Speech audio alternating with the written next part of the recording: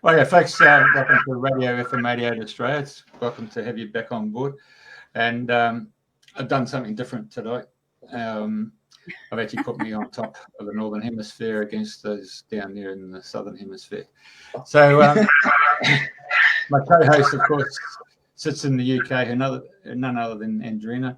And today she's going to take over and bring forth Marie, but I'll hands it all over.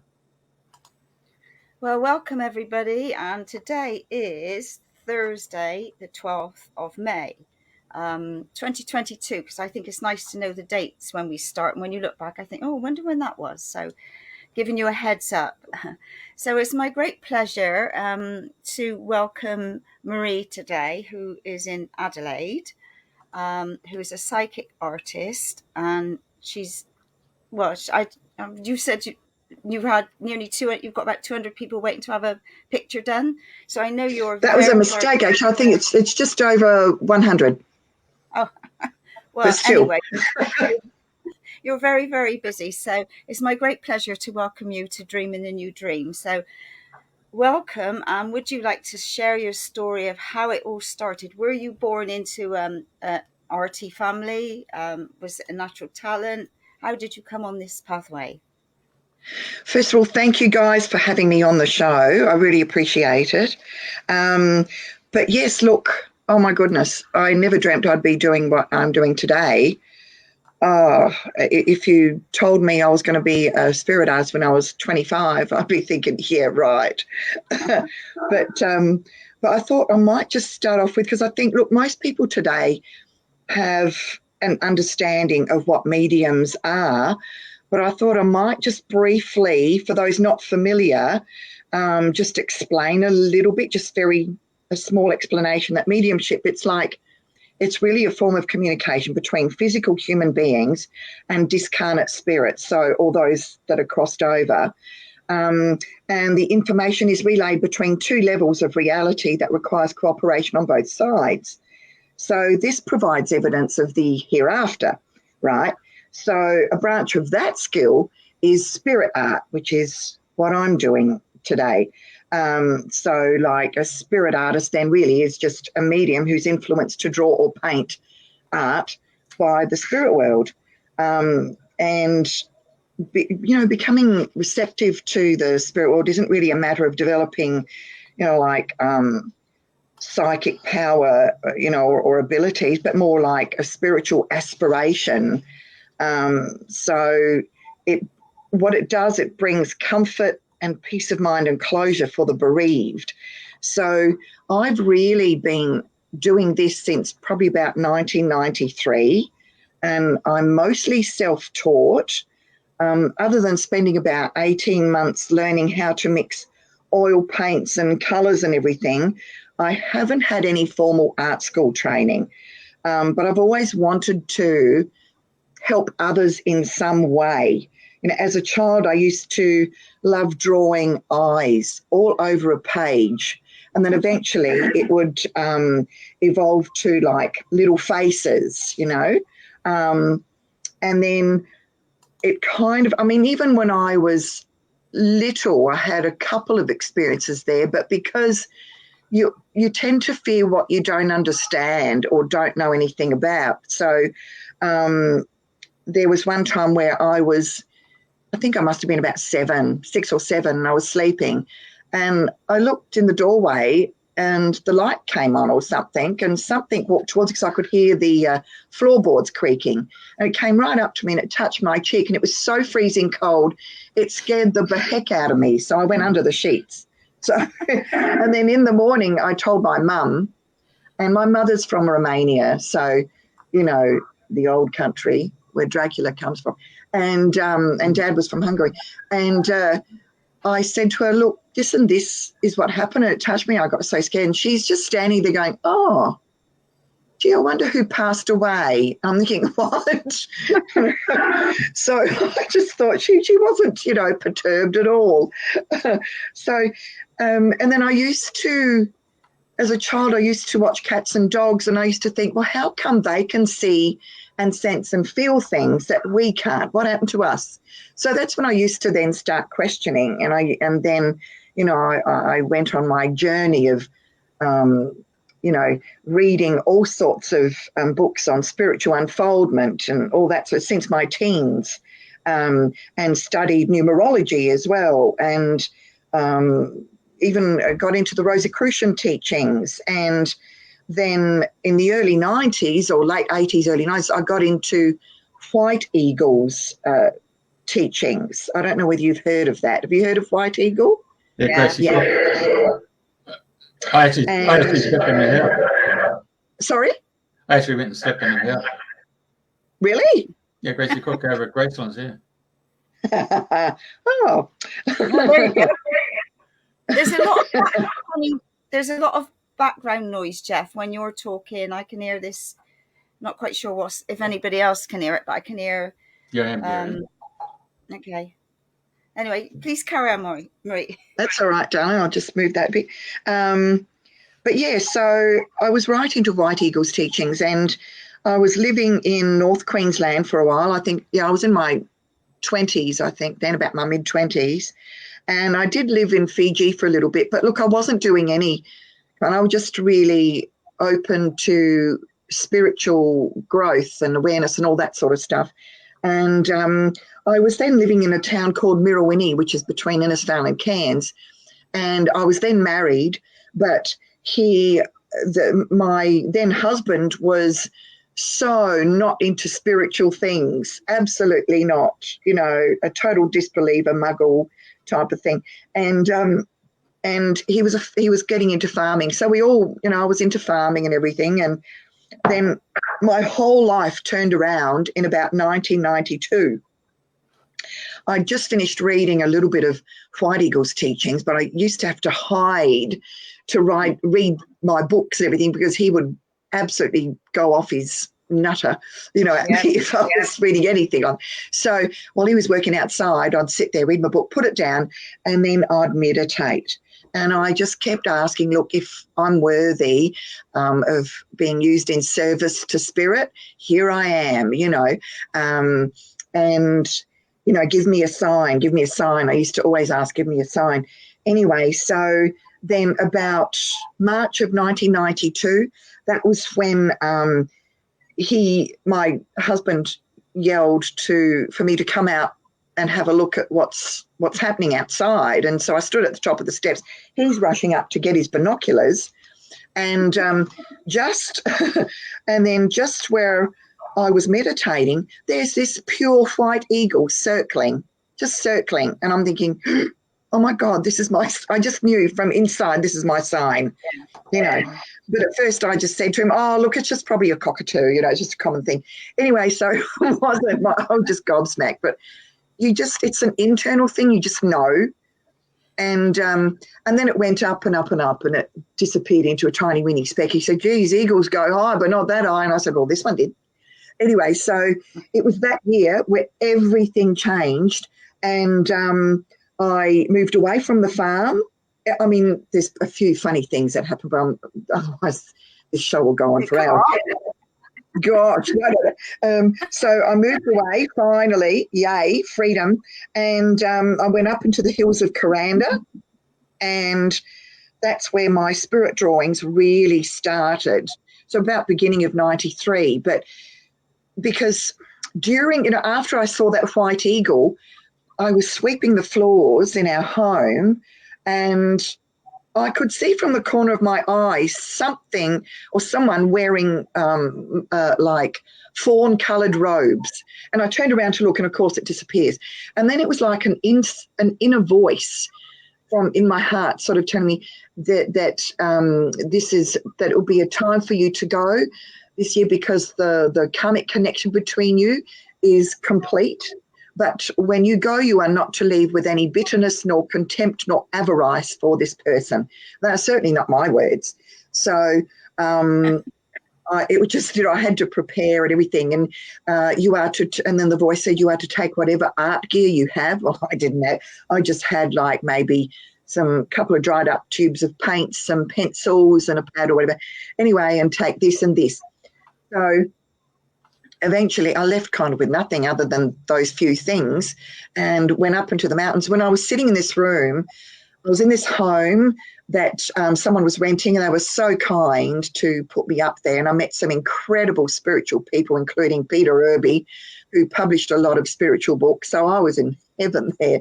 But I was in this room, and I just thought, well, what do I do now? And it was like this voice said, okay, pick up thy pencil.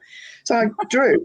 I started to draw, and it took me a week to do, because I'm thinking, oh, gosh. You know, I mean, when I was a kid, if I had like a statue in front of me or an apple, I'd copy it. I'd try and copy it, you know, to the best of my ability. But this is just drawing like blindly, you know, you're just drawing. So I called this first picture, it was a female, and it was just quite lovely, and I just called it Angel of Light. And then it was Jesus' face coming through. I thought, I've got no idea what's happening here, but I'm really grateful. And there was even one evening, and this is fair dinkum, I was sitting fair dinkum, oh, sorry, it's a... I heard that for a while. I was sitting in a darkened room doing my meditation, and I just said to my guides, I said, look, I really feel I'm ready to expand more with my vision. I'm ready to see more. I know I still need to work on myself and all that sort of thing. Anyway, in fact, I demand now that you stand right here in front of me, because I'm ready. I'm so ready, you know, this. Anyway, so I opened one eye and I thought, right, nothing. That'll be right. So I went to bed, and, you know, just before you fall asleep, but you're still a bit awake, you know, that in between. Oh, my God, I tell you, there was this face, a male face with a beard, coming in so close. Fingerprints, you know, and you could hear this voice going, not quite ready, are we? I thought, oh, got it, you know. I thought, oh, great. So anyway, so look, the first 10 years or so, and it was actually, there was a fellow that could actually see these things. He was a bit unusual, almost like a cross, like he was a bit dark but also light, and he could see these things. And he was giving talks around Cairns, and he said, look, I really need an artist to draw things for me. If I tell you what they look like, can you draw them? I thought, well, I'll give it a go. And so I would go with him, and he would tell me what they look like. And then one afternoon we were invited to a lunch with a family that was just lovely up Coaway. And towards the end of the lunchtime, he said to me, okay, Marie, what do you see standing at the end of that table?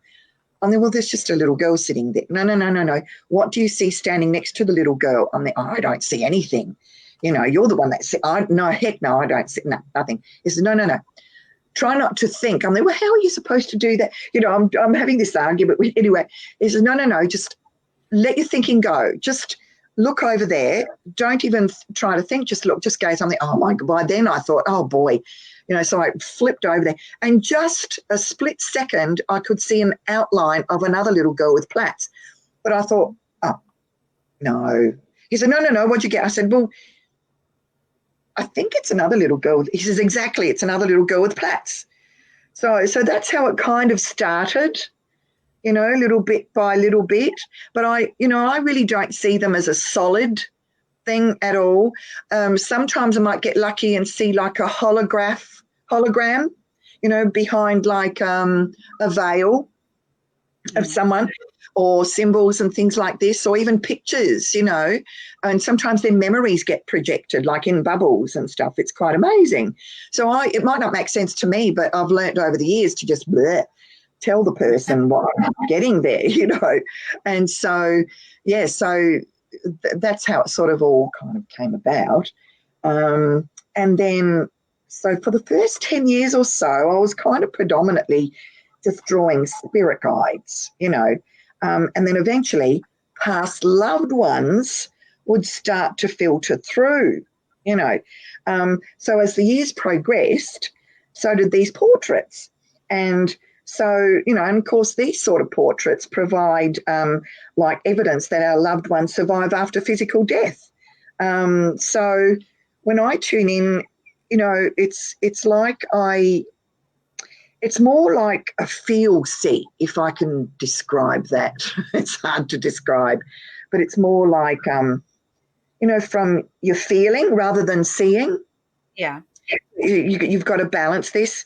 And of course, I'm one that always meditates. I like to meditate, and that helps a lot. It really does. And in mediumship training, I know that that's important to do as well. So it calms down your conscious mind, your physical, as you know, you know that. So it's more the feeling than the seeing. And so the finished drawing, because also spirit guides are important too. And it's a funny thing when I draw a spirit guide, their energy or their resonance is completely different to a loved one. It's almost like I get fed with that sort of energy from the spiritual guide or the being of light. When it's a loved one, it's a little bit more based on emotion, if I can describe it. So it can get a bit heavy. So if the person opposite me is really intensely in grief or emotional, it actually can help to block things. But sometimes those people that are more open, it's a lot more clearer and stuff. But anyway, I still work through it, but it's really hard. And at the end of a session like that, I can feel like a half-sucked tube, at the end of it, So, and I always tell people, look, the drawing is not to be it's not meant to be an exact photographic replica, but I try my absolute best, as close as I can get, to have like a resemblance of the person that's just passed. So sometimes after the session, if I'm lucky, there are people that have got photos, or they send me their photos if they don't forget, and then I can compare it with the drawing, to see how it relates. So I might even, shall I just show, because we've got a few pictures here, so I might just go through some of those if that's okay. And so that picture there that I did, that's a painting I did of the white buffalo calf woman. Have you heard of her? Yeah, I have. Yeah, she's a bit like what Mother Mary is to the Western world. She is like to the Lakota Sioux sort of thing, and there's a whole story around that. But yeah, I painted that a few years back, and then that was also put into. It's okay. No, that we'll go to the next picture now, because there's a few pictures. So this is a drawing I did in a session in, I think it was Bacchus Marsh, and which is in Victoria. And this woman came to see me, and I picked up on her son that passed away. I can't remember whether I got his name or not, but I remember I started to do a rough sketch, and I had to giggle a bit there, because I said, he was a funny sort, wasn't he? Because he wore these glasses, but he didn't really need to wear glasses. It's really weird, but it's like he's got no glass, like he's got the frame. She said, exactly. He just wanted to put frames on with no actual glass in the frames. He just thought he looked a bit more distinguished. So anyway, this is how he came out, and then she showed me the photo after. So if you can bring up the photo there. Oh wow! So it's you can see the resemblance a bit there. Oh, I'll say. See, and I think there was even a nose ring I drew in there. I can't remember. Did I put the nose ring in there? Yeah. I did. For goodness sake. So it was a pretty good session, and she was very happy. I love it when people get lifted up, and they walk out feeling so good that their loved one is doing okay and at peace and all that sort of thing. Do you know what I mean? Yeah. Oh, hello from Switzerland. Hello, Andre. So I didn't know you listened to this sort of thing, Andre, but good on you. Anyway, so next picture. This was a picture I drew for a lady that came to see me here at my home, and it was her husband that passed away, and they were very, very close, and he would always bring her a rose on their anniversary. So she was actually she actually bought herself a rose on that day as she was going to, because I said, you're going to like your favourite picnic spot or something. She said, yes. So anyway, so this is the fellow, Paul, I think his name was, and I think I even got the name for that too. And then she happened to have the photo, which is, you could bring that straight, and I think I've got them, then I've put them together, buttered them together. Let's have a look after that one. Yeah. So you can see it a bit clear. I mean, you know, you can see that likeness there, hey? Oh, gosh, I'll say. That's amazing. It's not, honestly, it's not an easy thing trying to just, because a lot of times when I'm drawing, it's like I'm not thinking at all, like I'm blank. And it just comes, but I can feel and sense the energy of the person trying to come in, but it feels like my guides are also helping me to put it down. Yeah. You know, as best I can. So, yeah, so I was thrilled. I was so thrilled. And I even put the rose in there. And she said, yeah, it meant a lot. The rose meant a lot. So little things like that. And then this was a fellow for Jan who runs, she has the, there's a little, it's like a catalogue or a news paper of some sort for spiritual events that she distributes around Perth. And she came to see me and her dad came through. So, and I said, oh my God, he used to smoke a pipe as well. So not that great with drawing pipes, but I put it in there. And then she showed me a photograph afterwards. And usually these sessions take about an hour. So can you see the similarity there? Mm. I think I might have buttered them up together as well. Let's just see. Yeah. So you can have a bit more of a closer look. But, yeah, so I might have drawn him a tad younger with this because sometimes they do come forward a tiny bit younger. I mean, some of these photos that they give me are not really the best. They're a bit blurry or something, but it's good enough because he's got the pipe in his mouth and everything, the glasses on. And he did have blue eyes, apparently, but you can't see it in the photo. Mm. So, yeah, so that's Jan's dad that came through. And, yes, this was a little old lady, I think. I was in one of the country towns, either in South Australia or Victoria, and this was a really dear old grandmother for a beautiful client that came, and she was so connected to her. And then, yeah, so she came through with a photo as well, thank God. So if we can have a look at that photo. Oh, gosh. Yeah. It's close, kind of close, yeah. That's amazing. The mouth, you know, that sort of thing. But, yeah, so Heather's mum, yeah. It's always a joy to do, you know, wow. Because look, sometimes I do get people go, oh, now this is a whole story. Oh, my God. I got invited to join a medium and a psychic on stage in Perth back in 2006 or 2007, I think. And it was the first time ever to be on stage, and I was shitting bricks, really, honestly. I did not want to be on stage. Heck no. But, so it was Scott Russell Hill from Sensing Murder. He was a psychic, and I didn't know him from a bar of soap at the time. I do know him now. He's good friends. But and the other guy was Anthony Grizelka, I think. He was the medium. Anyway, I was just sitting there, and there was a guy with his big camera filming me doing the drawings, and I would just sit there very quietly because I was so freaking nervous, and I asked my guys to please just get this nerve stuff away, you know, let me just do the work.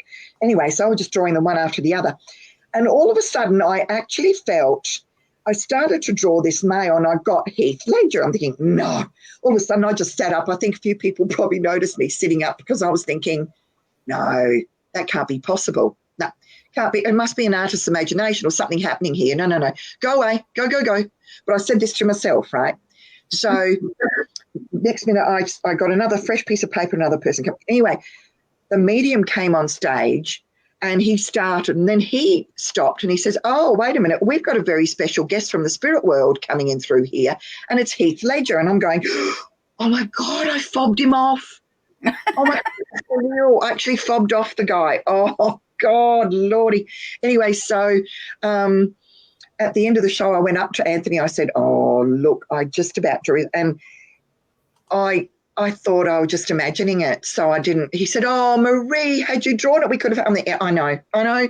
Look, I promise, Heath, next time, if there is a next time, I will promise you I will draw you, if it's appropriate. Anyway, 2 years went by, and there was another show I was doing with Scott and south of Perth in Armidale, I think it was, and I sat down and no joke, I could actually see Heath's face going past mine like this, looking at me while I was sitting. And I'm thinking, oh, my God, you're here. I said, look, I'm only going to draw you if it's going to someone in this audience, So anyway, Scott's starting his thing, and lo and behold, Heath Ledger's getting drawn. Oh, my God, finally. And Scott walks up and he holds it up. He says, oh, Marie, you've drawn Heath Ledger. I'm at last. Anyway, so I said, look, he wants it to go. There's a lady in the second row here, and it's her son, who was one of his best friends. It's to go to, and she stood up and she had tears. She said, yeah, my son was his best friend. And I thought, oh, my goodness. So it went to him. Now, these things come in threes sometimes, right? So then another 2 years go by or so, or 18 months, and I went to Sydney to do like a one-day mediumship workshop because I thought it couldn't hurt. Let me just do this, and it was with Christine Morgan. And at the end of the workshop, before the workshop, I was in my hotel room, and no joke, I literally felt Heath Ledger's presence. I'm thinking, oh, great, I'm getting stalked by Heath Ledger. So, don't you wish? But anyway, so I ended up drawing his face. He says, don't worry, this needs to go to someone. You'll know who it is. I'm like, okay. So the next day at the end of the workshop, I quietly just walked up because I didn't want to make a big hullabaloo before the work. Just at the end of the workshop, I walked up to Christine. I said, Christine, here's a picture. It's rolled up. I'm supposed to give it to you because I understand you would know what to do with it, And so she looked at it. She said, oh, my God, it's Heath Ledger. She said, yes, I know their family very well. So I thought, oh, God, well, okay, I'll leave you with it. Bye. Anyway, so a period of time went again, maybe another 2 years, and she was here in Adelaide teaching a workshop, I think it was. And she said, Marie, did I ever tell you what happened with that picture? And I said, no. She says, well, when she went to Perth, apparently, or she went to the family, and I think it goes like something like this. So, Christian, I'm sorry if I'm saying this not correctly, but she said that Heath Ledger himself was an artist. He was a photographer and he was an artist and he could draw. And I thought, oh, I didn't know that. And he had a niece that he promised her that he would send her a picture, a drawing of himself, and she would do the same thing, and send it back. But it was in that year that he passed, so she was absolutely so upset that she never got to, that it never, came about. So what happened was, here's a picture that I give to Christine that gives to the family. And then it went, and it did end up going. So it's kind of like Heath drawing through me anyway. But see how spirit works? Goodness gracious me. I mean, for can I just ask, who is Heath Ledger? Ledger? Is he a famous person in Australia? Yeah. Yes, he's a famous actor. Yeah, he's been in a few movies, hasn't he? No, I don't know. Jeffrey, you know, okay. Don't you? Right. I think he played the Joker, didn't he? And that was his very last one, and I think he passed away after that. Oh, he played such a tremendous role in that. He really took on the persona of the Joker, didn't he? He was amazing. He took on the persona of every single part that he played. But it's just so funny that he promised his niece that he would give her a bit, and it ended up manifesting that way. So she was quite happy to get the picture. So it's a funny thing how it all works. And so I didn't draw him the first time, but the second time and the third time, wow, So I'm really grateful how this all works. I never know. I never say never anymore. But I think there's a photo of him after. Right. That if you can just click, yep, there he is there. Oh, yeah. And Wow. I think I've got it buttered together in the next one. Oh, yeah, he was in Brokeback Mountain. Thank you, Johnny. But, yeah, see, there's a similar thing. So, I was so grateful. Even his chin, for goodness sake. I might have drawn his chin a bit too long. But anyway, an artist is always critical. So, That's amazing. Yeah. So he obviously passed very young then, didn't he? He passed very young. Oh, gosh, yeah. It was a big thing. It was in the papers and news and, yeah, it was very sad. Very, very sad. But anyway, that's life, isn't it?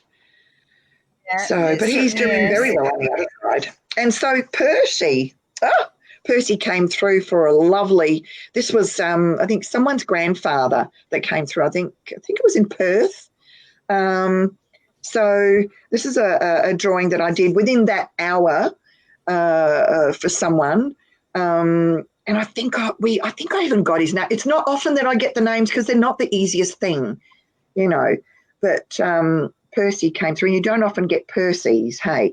So here he is. And then I think there's a photo. Yeah. So it's not an exact, but it's similar. So just after that, is there the two butted up against each other? Yes. Oh, yeah. But can you still see that even though, look, I've drawn his beard a bit longer and all that sort of thing, you can still see a resemblance there, that it is his character, if you know what I mean. Mm-hmm. But this is one that's not exact, but it's a similar thing. Yeah, so good old Percy, he came through. Very good. So next one. Well, you got his hair parting, isn't it? So that's another big telling point, isn't it? Well, yeah, got the hair parting and stuff. And she told me a bit, as I did this, I told her a few more things, and look, some people expect all this information to come from their life, but a lot of times there's also loved ones that pass over that if they didn't talk much in this life, they're not going to talk much in the other one, on the other side. Do you know what I mean? But then I've got some people that can't shut up on the other side, and they used to keep talking a lot on this side. So they're still the same when they pass over, do you know what I mean? But you get more clarity, more understanding when you're on the other side. So, yeah. Well, this will be interesting. Okay, so next one. Let's have a look. Oh, yeah, this was good. This blew me away myself. But I was in Queensland and I was doing, I think it was on the Sunshine Coast in Caloundra, and there was a lady that drove quite a way to have this done. And you could see she was a bit upset and nervous. And so I just said to her, look, I've got someone coming in here that was very close and blah, blah, blah. And I said, is this your husband? He had no hair. She said, yes. So anyway, I just started drawing. I said he was like bald and, so I was explaining as I was drawing. And so when I turned it around, well, can you imagine the motion? She was fully emotional. And I think she gave me 2 photos because he was quite a sick man. But she gave me 2 photos of how he looked, when he passed, when he was older, and when he was a little bit younger. So you can see the one where he was a little bit. So that picture that I drew, it's almost like a composite of the 2. That's why I put the 2 there. But you can see how that picture looks like, probably more like when he was younger, but there's still a bit of his older self in that. Do you see what I mean? Yeah. So, definitely. But the main thing is she recognised him. She was full on it. Yeah. It's interesting that a lot of them, when they come back a bit younger, don't they? Oh, they do. Oh my God, yes. There's so many stories I could like some of them that pass over, they say, no, I don't want you to draw me old and decrepit. No. If I'm having a portrait done and I'm going to put it up, oh, no. I could literally feel this, you know. I mean, you know, there's another incredible story, and I don't have unfortunately, I didn't take a photograph of the drawing, but when I was in Perth, there was this young girl who came to see me, and I ended up tuning into her father, so she was really happy about that, and she kept going on about this special little nickname he gave her. And could you tell me what that nickname was? You know, and I thought, gosh, I gave her all this other stuff, you know, and I've even just drawn him. You'd think that would be enough, you know. And so I just kept ignoring what she was asking for, you know. And secretly I was going like this. I was going to the spirit world, can you give that nickname to me? Hello? You know, can you give that to me? All this.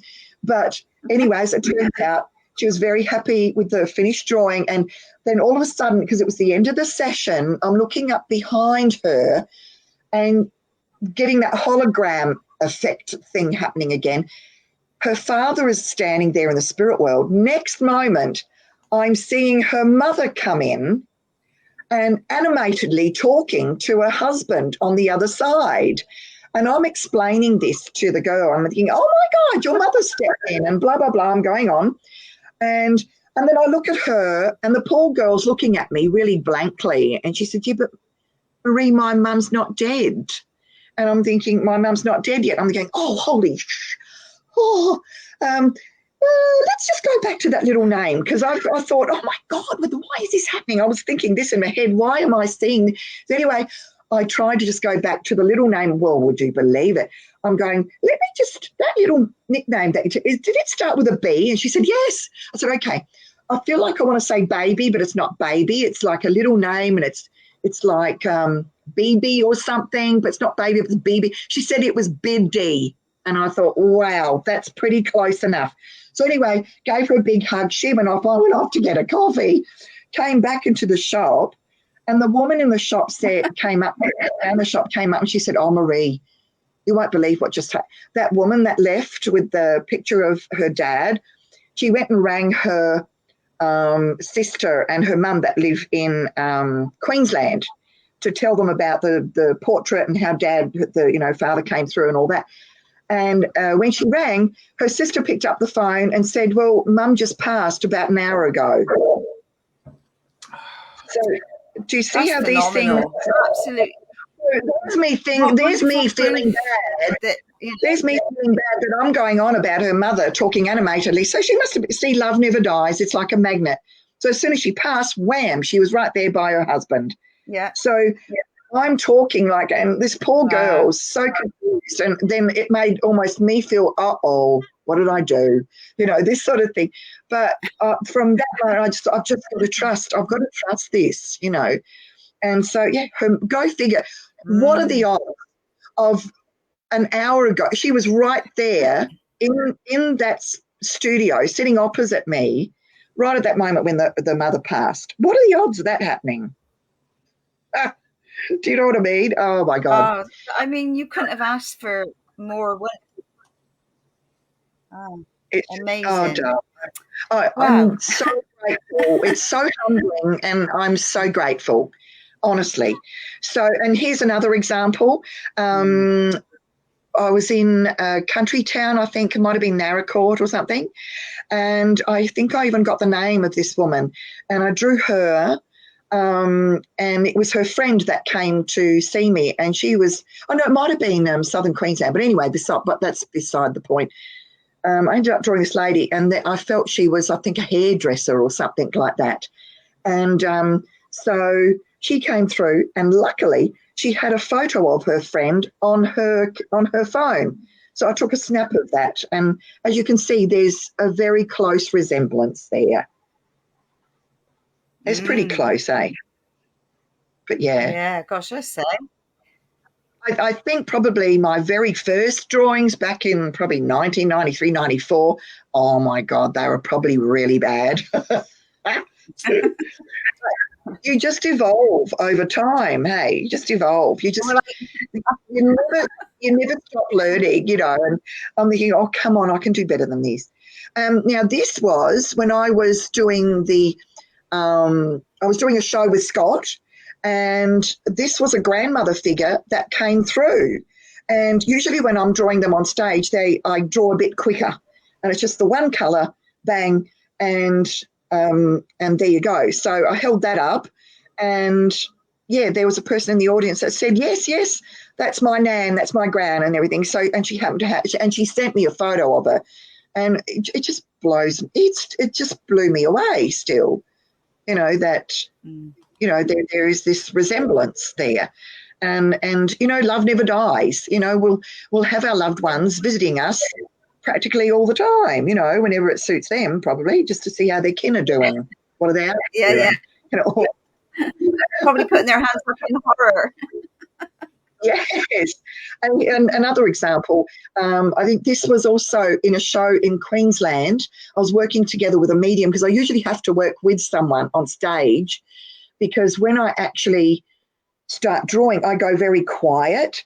So if I'm doing this alone on stage, I can't really, because the audience can't sit there and twiddle their thumb, can they? So I talk a bit, but then when I draw, it's a completely different thing, because I have to be focused and link and have that link, stay with it, because there's so many, not only in the audience, but in the spirit world, there's twice that amount of what's in the audience. Do you know what I mean? So I have to really stay focused and just relax.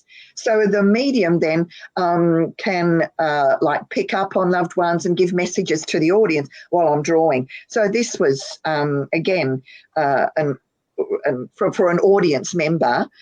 This young fellow came through. I really quite liked him. He had all this lovely curly hair and everything.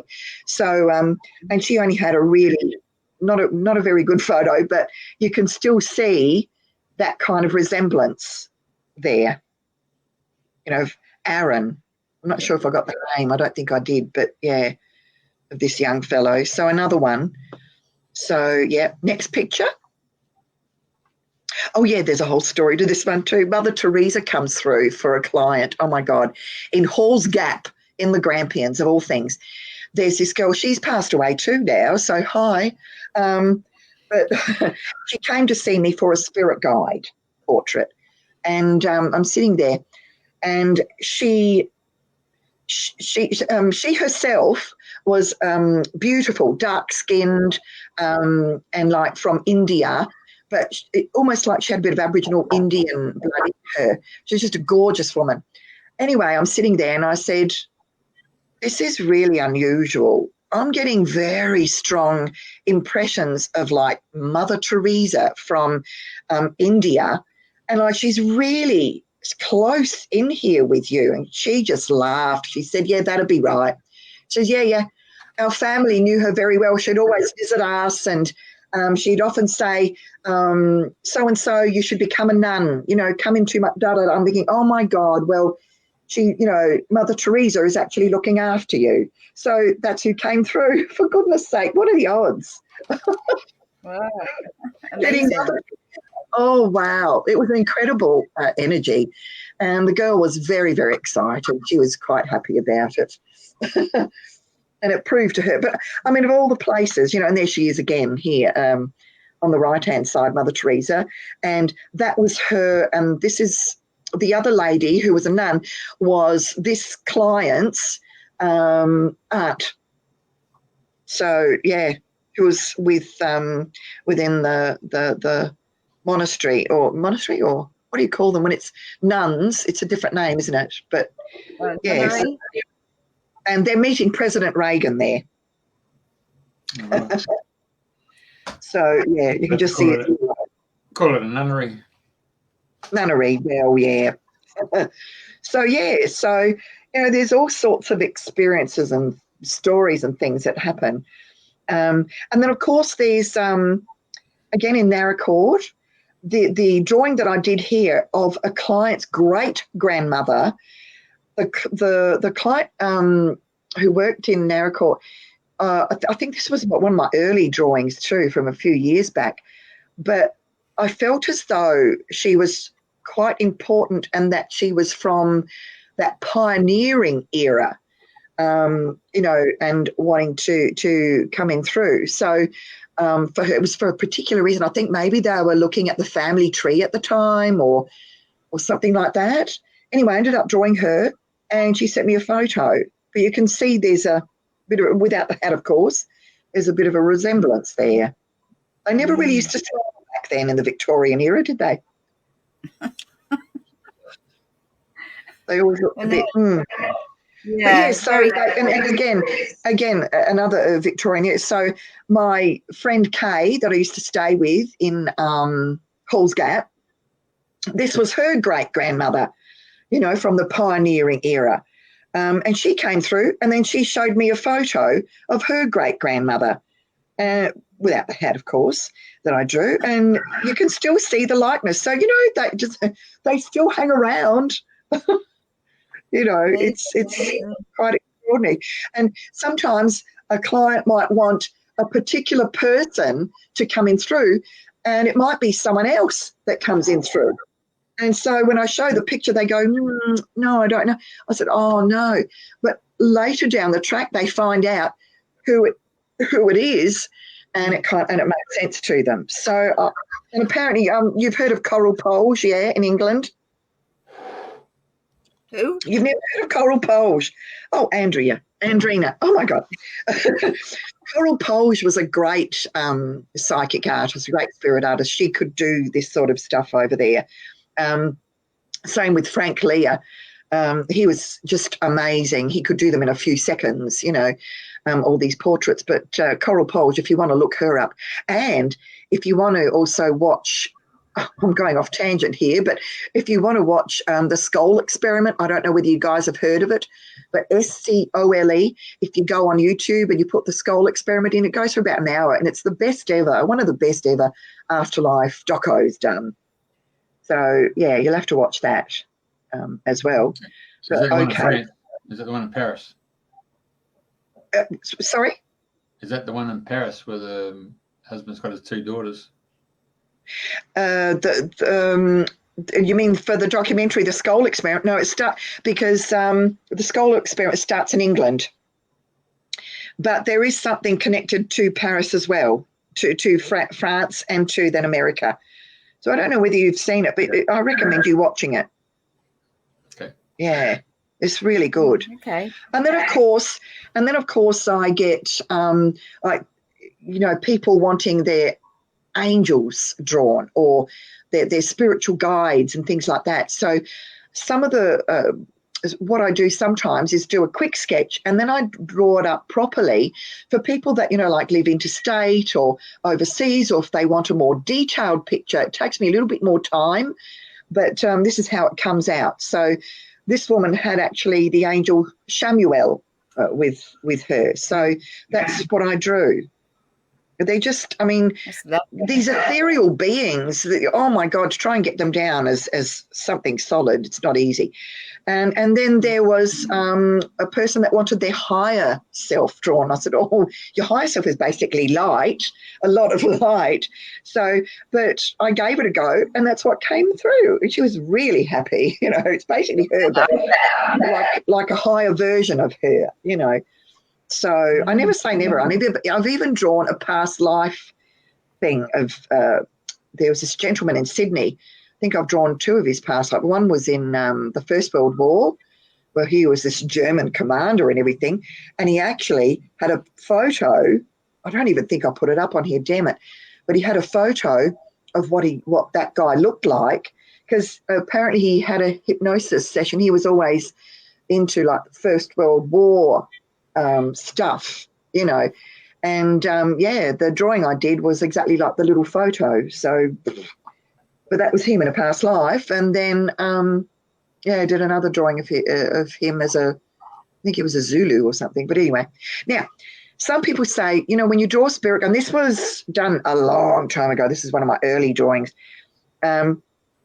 This spirit guide, Elizabeth Lebrun, or sometimes they say it's hard to get evidence from a spirit guide. You know, you don't know if that's really a person that's, you know, because the person that you're doing it for won't recognize the data. I said, yeah, I know, but spirit guides are completely different. We've all got them, and they're, you know, more advanced type of souls. They've usually known us in other lifetimes, but they come here to guide, to encourage us in this journey of life. You know, we're all students of life, and our earth is like a big school, a school of hard knocks. And how many times we get up and keep on keeping on, you know. And so I did this drawing, and I looked at the girl, and as I was drawing, I said, are you an artist? And she said, yes, I love art. And I said, okay, there's something, you had a previous lifetime in around about like your spirit guide had a lifetime, but she did too, around about the 1700s. And I said, you got a spirit guide that was also a painter. And I've got the name Elizabeth. And she was a painter in that lifetime. She painted Marie Antoinette, of all things, like twice or three times. And it was in that era. And this girl said, oh, my God, I love that era. I just so love that era. I think when you love a certain culture or a certain era, I think it's guaranteed that you've somehow had a past incarnation there. Do you know what I mean? It's like a little sign. But anyway, so I did this drawing, and about a year later, and I said to her, I've even got a last name like Lebrun or Lebrun. I'll put it down, I'll write it down. And I forgot about it. And a year later, she rings me and she said, oh, my God, she's been doing some research on, you know, women painters or something of the past. And I think there's a photo, hopefully I'll put a photo of her, of Elizabeth Lebrun. She actually did exist. But let's have a look at the photo. There.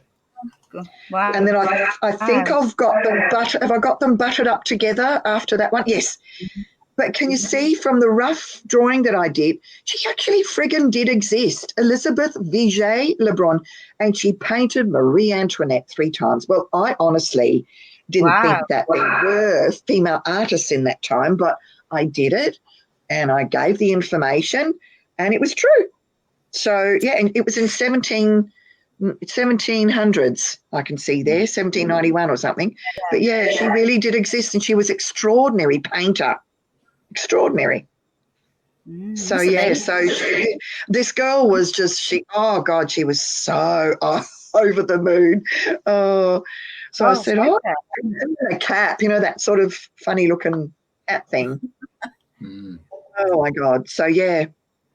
And I don't often draw the Aboriginal spirit guides, but there was this lady that came up from Tasmania when I was in the Grampians doing drawings for people, and I just loved this Aboriginal lady.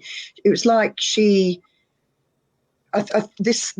client must have had a previous incarnation with these Aboriginals, but it was just such a beautiful energy. I had to put it into this PowerPoint thing here, but she was just a beautiful spirit guide. Unfortunately, there's no photos of her, of course, but I really enjoyed drawing her. I remember I really enjoyed it. And then, of course, this is a very, very rough, quick sketch that I did in front of an audience again. And the woman, who was an Aboriginal lady here in Adelaide, she recognised it as her Auntie Mim. And the only photo she got is kind of a bit of a small one, a bit blurry. So let's have a look at that one. There. And hopefully I've managed to butt them up together. Yeah. Can you see that? You can just sort of see there's a resemblance there. Mm-hmm. And she was apparently quite well known in Adelaide. She actually did help a lot of people, and she set up, I think, like a cooperative of some sort back then. She was quite a famous lady, but ages ago. Robin Foy passed. I just looked at that message. Oh, I didn't know. Oh, wow. There you go. Wow. Well, he'll be having a lot of fun on the other side. Wouldn't we all? Oh, and these two. Oh, my God. I think there was a medium from England, I think, or was it Europe? Anyway, they contacted me a few years ago, and they asked me if I could do, you know, like a really detailed portrait or of two of their guides, you know, that are helping them in their mediumship. And these two came in, and apparently they really did exist. I've forgotten the names now. That I can't really make. I think one's Gladys. Yeah, and Florence. And Florence, yeah. And apparently they really did exist. So, so she was quite happy with that. So you see, you know, it's like you magnetize towards you. Yeah. Florence and Gladys. Yeah. So, and they were really enjoyable to draw. Oh, so good. But see, there's I do the quick sketches like this one as well in colour, the black and whites, you know, and then I do the more finished versions, which take me like a day or two. So again, here another young man. Oh, this is an old guy. You can see go before that. Yeah. And that was just a quick sketch of one woman that was just so missed her dad in Perth, and that's him there. And then straight after that, we've got this young fellow. I was working with a medium in Queensland, and she picked up on, and I felt he took his own life. Well, she was talking to, because it was at a dinner show or something, there were people sitting at a table, and I just was in the middle of drawing him and really uber relaxed and feeling really sad, like the sadness. Anyway, she, the medium, picked up on him and, you know, explained how he took his own life to the people at the table and blah, blah, blah. Anyway, when I turned it around, they all screamed the place down. They said, oh, my God, that's him. That's Mav. And there's the photo of him that they showed me. So, yeah, it's, you know, wow. And then this one, Sarah Spears. Do you remember the women that were it's still a mystery. They were murdered in Perth a number of years ago. And Scott Russell Hill always worked with this sort of thing because he did the Sensing Murder series. And anyway, I was doing a show with him, and she came through. I drew her as well as this other girl. And when I went up to him afterwards, because no one claimed her, I said, I feel as though she's been murdered. And he looked at her, he says, Marie, you've just drawn Sarah Spears. I'm there. Oh, okay. And the TV producer sent me a couple of photos. They're a bit small, but you can sort of see a kind of a similar face shape and everything, you know, of her. So, yeah, and I think I might have the other girl straight after that who was also murdered. Let's have a look at the next picture. Yeah. Rihanna Baru. She went missing in Adelaide. Well, I didn't know. I just drew her. And so I felt as though she was strangled because I was really feeling choked. And while Scott was doing his thing and I was drawing, I was going, he says, you all right? And I'm like, yeah, I'm good. You know, and at the end of it, I went up to her and I said, did she get murdered? Or he said, yes, she went missing. They've never found her. Like with Sarah Spears, they never found the body. And I said, oh, my goodness, you know, so, and I think there might be a photo with her too. Let's have a look. Yeah, there we go. So Rihanna Baru. Yeah, she went missing. But, and so Scott doesn't really do all those sorts of things anymore because it is a bit heart-wrenching for him. You know, when he sees these people that have been murdered and killed on the other side and the pain that they go through. So he experiences all that sort of thing. You know, some mediums do, hey. But he says, no, Marie, I'm not a medium. I'm a psychic. I'm like, okay. So, but okay. So here, Mick, oh, God, I love this one too. He came through for another client. This is someone's husband that came through, I think in Perth. When I was working there, and she had the photo with her. So let's have a look at the photo. Yeah, There we go. And hopefully I've got that one buttered up. Yes. But can you see a resemblance there? But again, in the picture, he looks a tad younger. So look, all of us, when we go over to the other side, whether we're 74, 89 or 92, we all go back looking younger. Thank God for that. Yeah. Otherwise, hallelujah. The Lord. Yeah. Heck yeah. But we all go back looking younger. But they can actually project to us a younger version of themselves or an older version. It's up to them.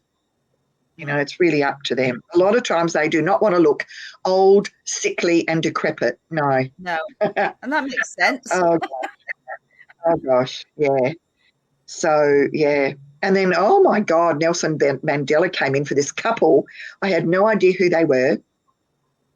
And they kept very poker-faced. They're sitting there. And I said, look, it's very weird, but I've just drawn Nelson Mandela here because he's very close to you guys. Did you work with him or for him or something? Or did you originally come from Africa? Or and then they told me, yes, they did. They came from Africa and they worked with him on certain things and everything. And you know, so they went on and on, you know, about different stories about him. I'm thinking, oh, my God, so how awesome is that? That of all the people, wow, what an honour, you know, to draw someone like that. But I don't know, have I got a photo after him? Because I don't know if I've drawn him exact, but it's pretty close.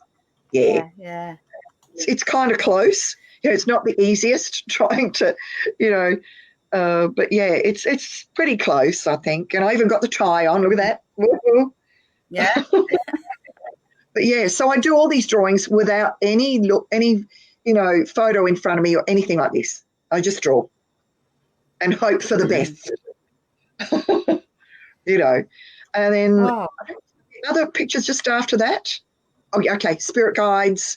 Again, we've all got them. This is a more detailed one that I took a couple of days to draw for someone because they wanted a detailed one. So there's that one. So I do this sort of thing. And then I think there's another one after the red cloud. There was actually a famous medium in England and her spirit guide was red cloud. So I remember there was someone that I think they had it as well. So, and this is a group of spirit guides that I'm sure I drew for Andre from Switzerland. This is his group of guides because he asked if he could have a group of them.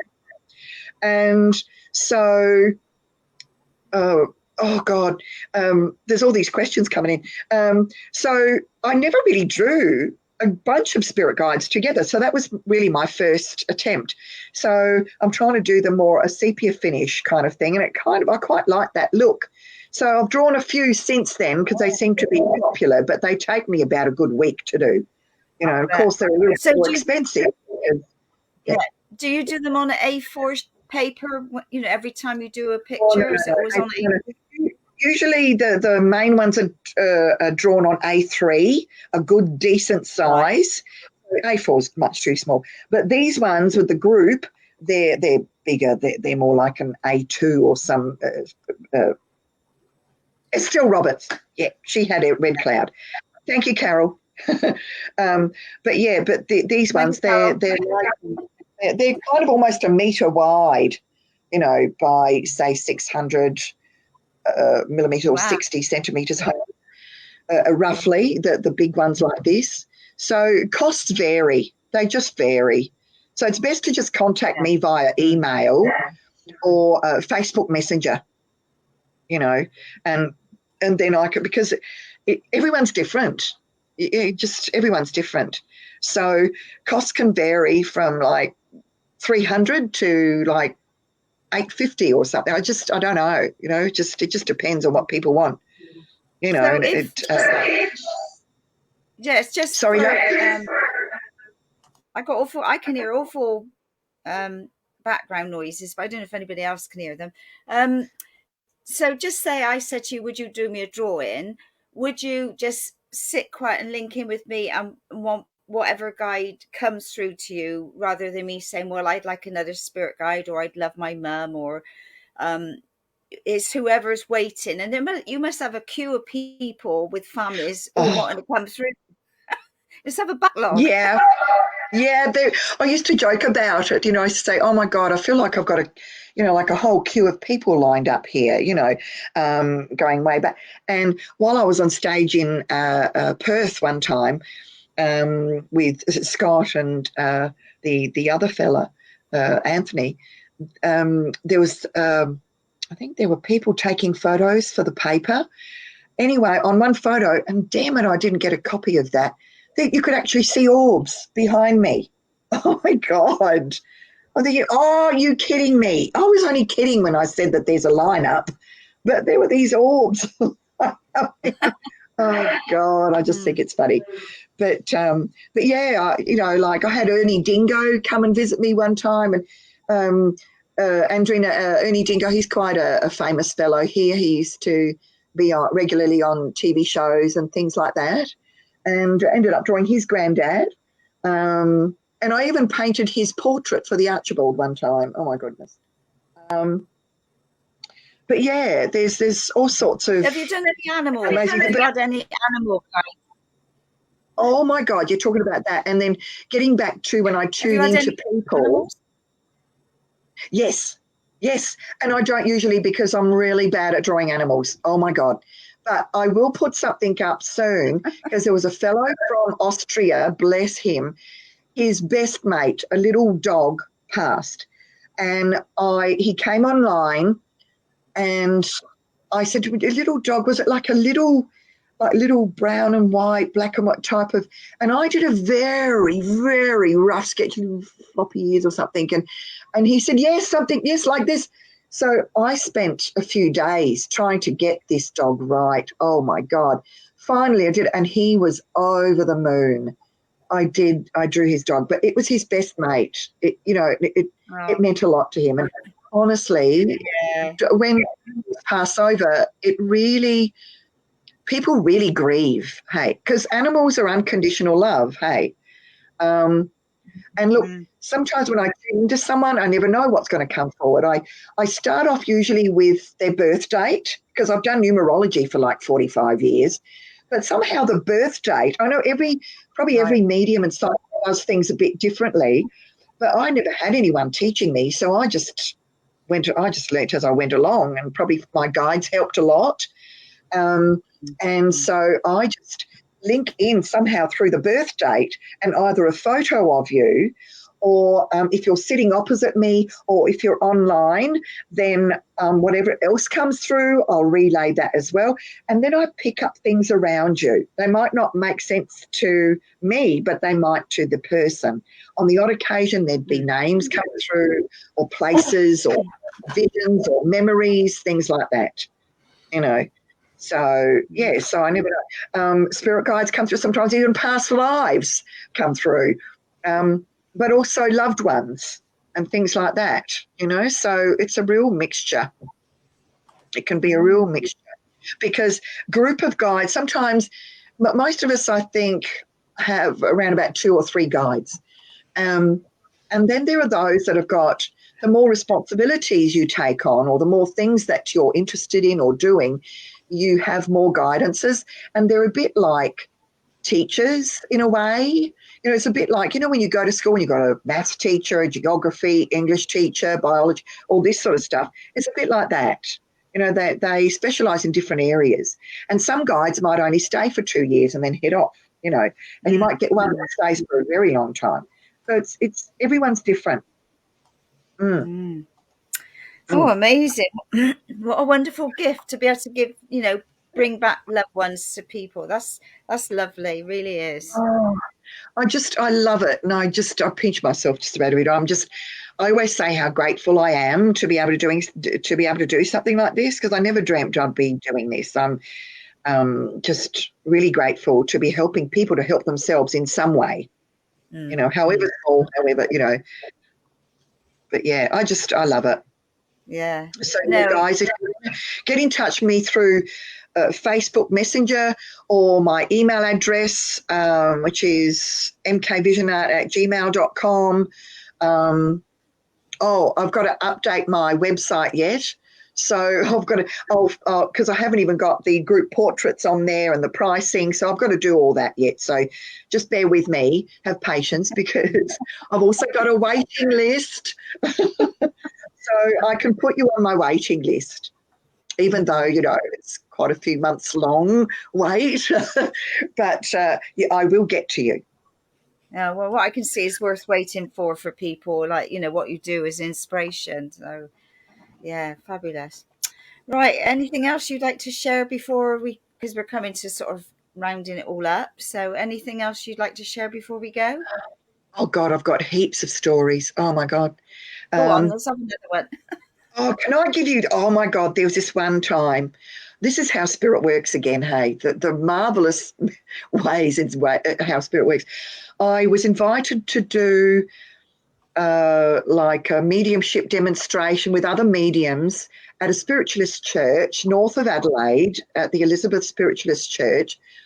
And I was told by our teacher to do things a little bit differently, to just pick 2 people in the audience and do the drawing and then stand up and talk about it. I thought, oh, okay, I'll do my best. And anyway, I did that. And for the first one went really well, and it was her father, and that was good. The next one, I felt it was a young fellow that I drew, and I really felt he took his life. Well, he wasn't that old. He was sort of youngish, maybe 40s or something.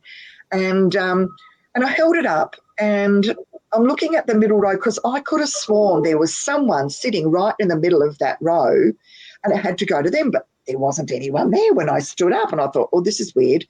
So I'm talking a bit about this guy, and no one could recognise it. No one took it. And I thought, oh, great, just great. You know, but usually spirit don't do something like this for nothing, you know. So I just thought, that's okay, that's all right. Or sometimes people are so scared to stand up, you know, in the audience, so they just stay there all quiet, darn it. But it wasn't that way either. But I sat back down. Well, the next minute, the double doors open. This guy walks in and he sits there in the middle row. Then he suddenly gets up and stands against the wall. And I'm thinking, I said to the ladies, I said, that's the guy. He's drawing, guys. And anyway, so our teacher, our mediumship teacher, he got up and he did his bit. And he went up to that guy standing, and he said, "And look, I've got to tell you, you've had a brother that took his own life, and blah blah blah blah blah." I thought, "Oh my God, it is him." So when he finished with his reading to the young guy standing against the wall, he raced out the doors, and I said to the girls, I've got to go racing after him. So I raced across the car park yelling out, excuse me. And I said, excuse me, but do you recognise this? He goes, oh, me, you know, F me. Yeah. Fudge. That's my brother. I'm there. Okay. All right. That makes it okay. He said, you know, I've never gone into something like this in my life. He said, I just happened to be walking past this place, and I had the strongest feeling I had to go in. So he followed his instincts, went in, and he was all nervous, thinking, what the hell am I doing? And he's standing there, and he just, after that guy did the reading, he just raced out because he just thought, what the heck? Anyway, so then I went on to him, and I said, not only he took his own life, but your uncle did as well, didn't he? He said, yeah. I said, okay, they're both coming in through telling you not to do the same thing because you've been thinking of it, haven't you? He says, yeah. I said, well, okay, this is proof. Do not do it. Don't. So it just changed him. So, oh, my God, see how spirit works? Oh, my God. That's beautiful. Yeah. Oh, so I was really, really grateful for that. And so when I raised him, the lady said, did he reckon? I said, yeah. So it just, oh, my God, there's me thinking, oh, dear, I've drawn a dud. You know, sit back down. And it turned out spirit could already foresee someone walking in, and, you know, it was meant to be for them because they needed it the most. See? So, but yeah, but wow. Love is the most important thing, really. Yeah. How many hours a day are you painting? Oh, look, I do take time out to go walks and everything, so I've got to balance things. Oh, otherwise, oh, my God. But so I allocate different times. But sometimes it can be all day, like this coming Saturday, I've actually got to work at a little shop north of here, about an hour north of here, all day. So I like to really, like, I'll go to bed early and then I'll get up and do some meditation and really work up to it. But, yeah, I just like to switch off. Like on Sunday, I'll just switch off, you know, that sort of thing. So it's not every day, right? But sometimes it can be back to back a bit, you know, and you think, oh, and you feel like a half-sucked jube at the end of it. Hey, Yeah, sorry. Vera Holland's dobbed you in to us to say get hold of you. Yes. Oh my God, I love her. She's just a wonderful person. I actually knew her years ago. I went to see her myself for a reading. She used to do readings up north in Manopara, about an hour north of here. And then after her husband died, she moved to Queensland, and then I met her again over there. So, and I went out with her, and oh God, she's a lovely, cheeky lady, I tell you. And she's very good at what she does too. Vera Hollands, you know. So there's a lot of really good spiritual mediums and psychics up there in Queensland, you know, and also in Perth, there's a lot of them there too. And some of them just work quietly behind the scenes and stuff like that. So yeah, we just go about our business really. We just want to be of service in some way. Yeah. You So it'd be remiss of me not to do a bit of a veil there for one of your namesakes in Queensland here, Franny Griffiths, who passed away. Mm. Andrena, Did you know Fancy? What was the name? Oh no, because you're Adelaide, though, aren't you? But you, Yeah. Fancy Griffin. No, I don't know this one. Yeah, she passed away probably about a week ago. Well, I mean, I've got 3 little pictures of psychic artists. She's done for me my spirit guides in them. So she was another very talented artist as well, very gifted like yourself. I love that. And also, have you ever heard of Doug Osborne? Yeah. Oh God, you know, I only just learnt about him back in 2019. He contacted me to have a painting drawn of his spirit guide. And I thought, oh, wow, this is an honour. Wow. And he sent me his book. I read it. I could not put down his book. He's probably one of the best ever mediums that has happened to Australia. You know, he was born in Victoria. But his story is extraordinary, amazing. So I made sure I had the feeling I have to meet this person face to face. And so lucky for me, in 2019, about mid-2019 or August, I got to meet him face to face and with his lovely wife, Linnell, and she wrote his biography. I think it's called Spirit is Just a Breath Away, and it's just the most extraordinary story. And then I also met him twice on that same visit, you know, to Queensland. So I was so over the moon.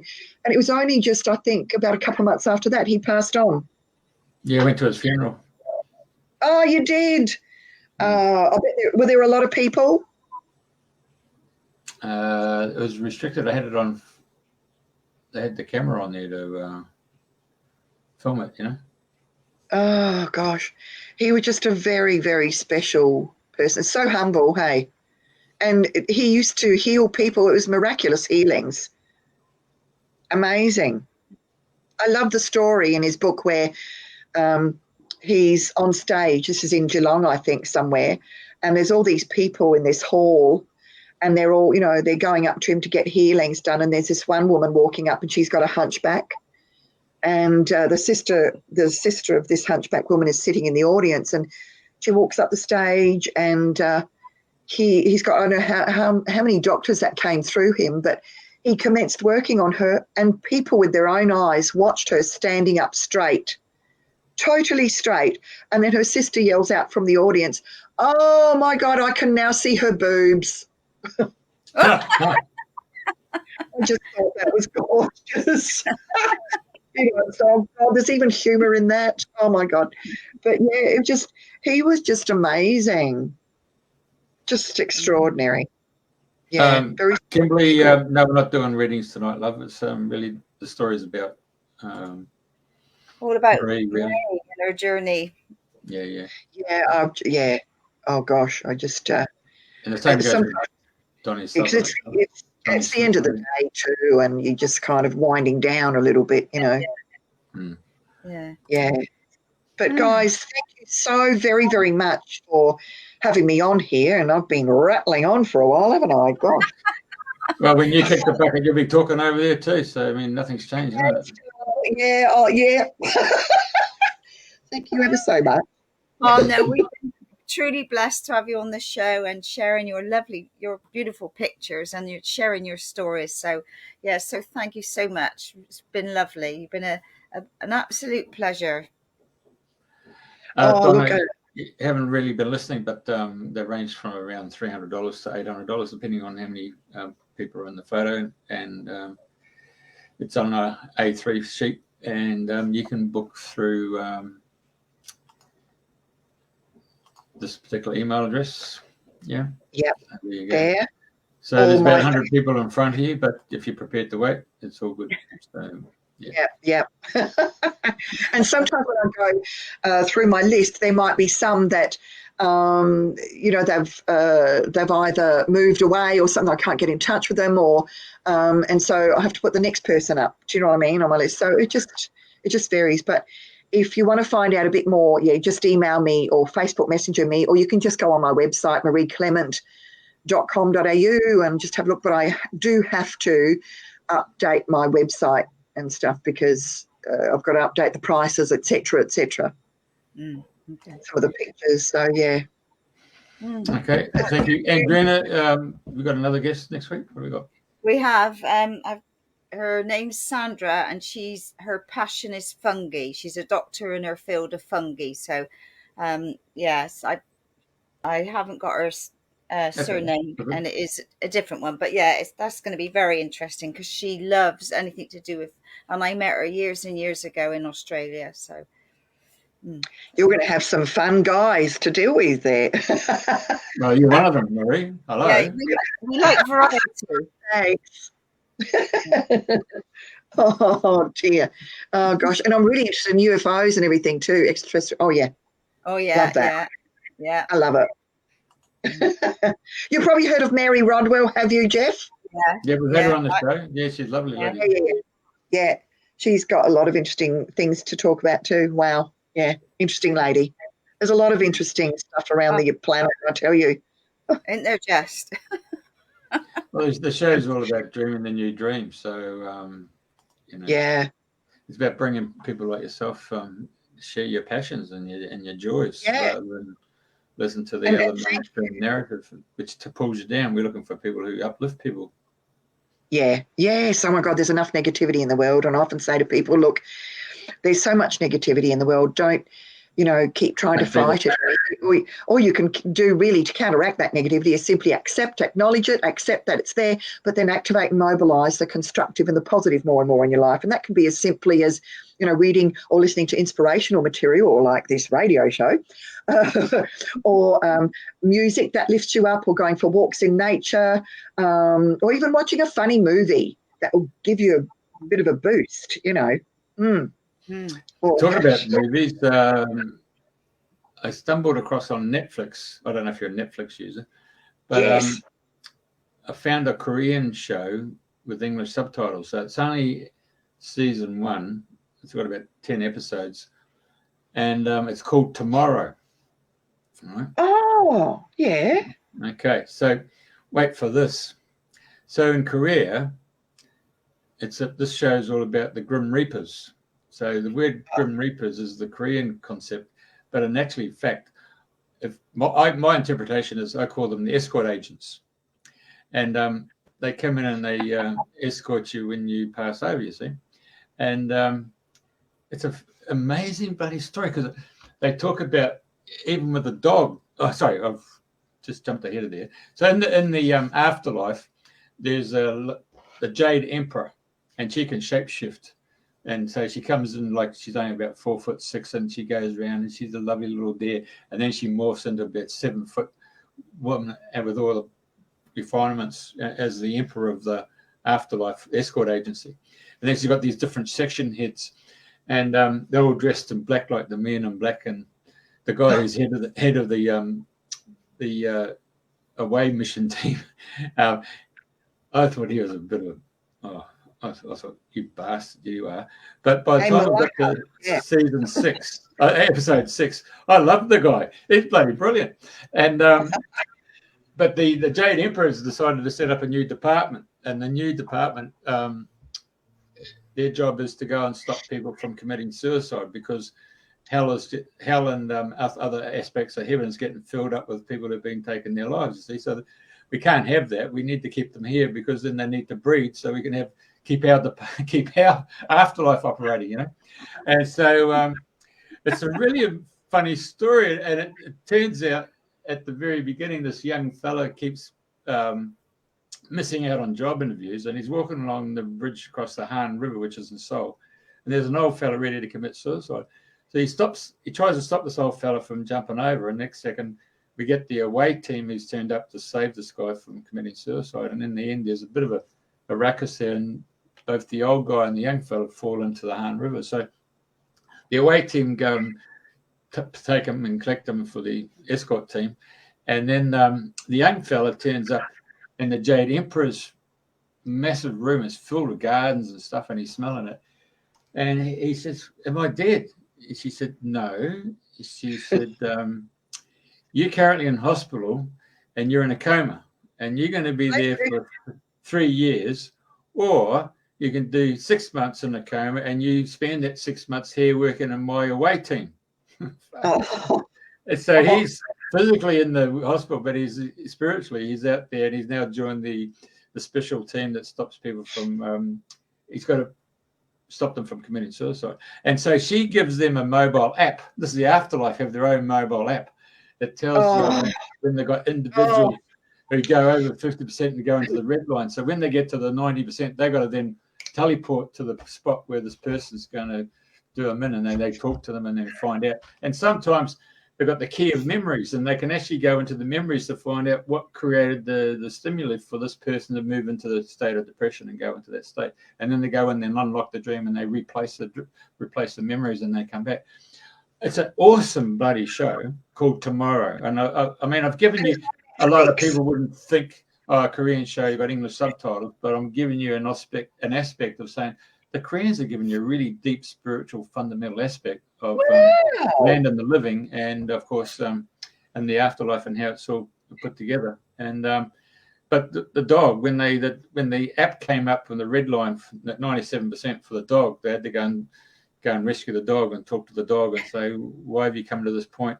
And then we find that the dog's been listening to the owner saying, I don't know if I can handle my dog passing over. And so the dog's listened to the master, decided, I'll leave the home so that he won't have to put through the grief. And so they go and rescue the dog, bring the dog back to the owner, and then the dog and the owner have the special time together. And then the animal escort service turns up to take the dog away.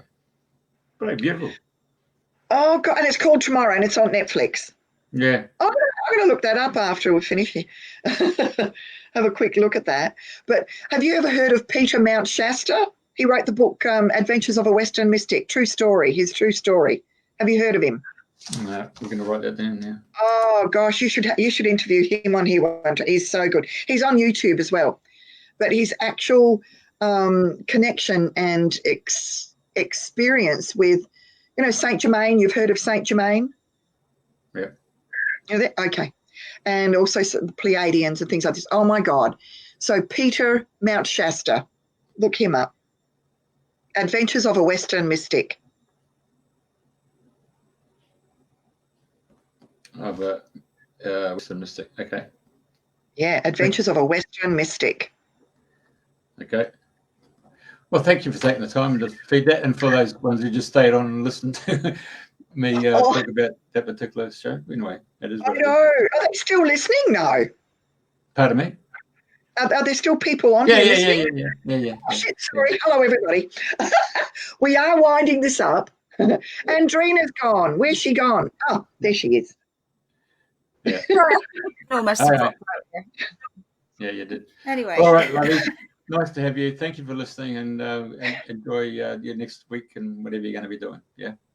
Thank you so much. And thank you to Vera Holland. Thanks, She's Mark. the one that put us in touch. That was just so lovely of her. Thank you. And God bless you all. Thank you so very much. Yeah. All right. Okay. Bye for now. Bye-bye, everyone. Keep safe, all that. Bye. And think positive. Okay. Bye for now, love.